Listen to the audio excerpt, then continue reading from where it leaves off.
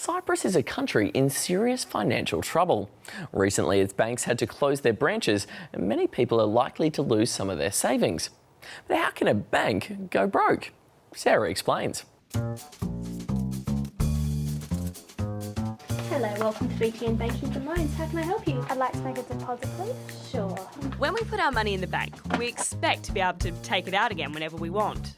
So imagine if this happened. Like to get some money out? No. What? Sorry. But that's my money. Not anymore, it's not. Bank's gone broke. Had to use yours. What? Yeah, I know. Have a free pen. Have a nice day. Okay, that's a pretty extreme example.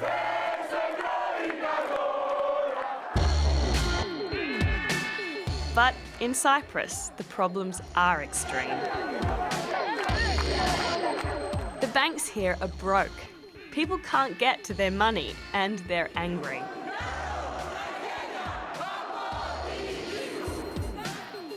Cyprus is here in the Mediterranean. It's a small country, but it has a big banking business.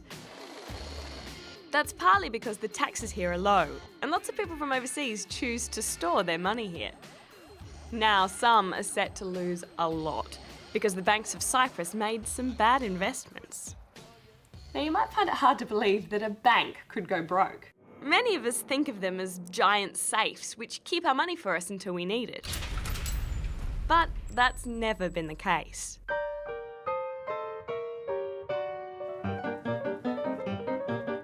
Banks do look after people's savings, but they don't keep them locked away. They invest them by lending the money to others. The person taking out the loan has to make regular repayments with interest, and that interest is pure profit for the bank. They don't just lend to people, they lend to businesses and even to countries. As long as the repayments keep coming in, there's plenty of money going around to satisfy the customer's daily banking needs. I'd like to make a withdrawal, please. Certainly. But what if those who borrowed money stopped paying it back?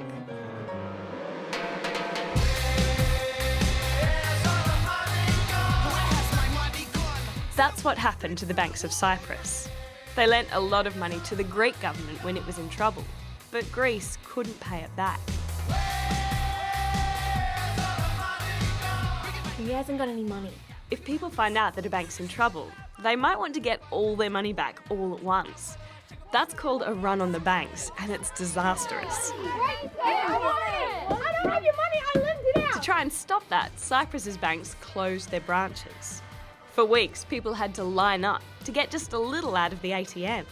The government of Cyprus asked other European countries for help, and last week they said yes, with conditions.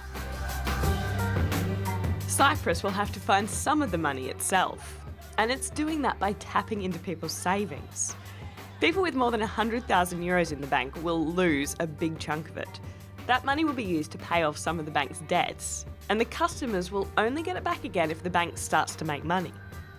People with smaller accounts will get to keep their money. While many in Cyprus are relieved that the banks are open again, there are still limits on how much people can take out. And there are worries that what's happened here could affect banks in other countries. For a bank to do business, it needs people's trust. And people will stop handing over their money if they think it isn't safe.